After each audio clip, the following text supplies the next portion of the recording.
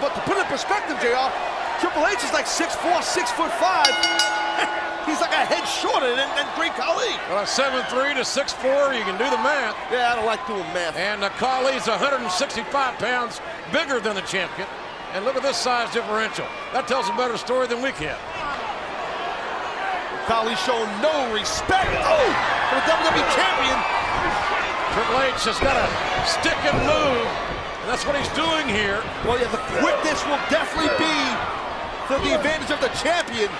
On the game. What an answer. Let's go. Triple H trying to hit on that pedigree. Oh, God. Hit a wall. Game getting more momentum. Oh, Khali. Oh, my God.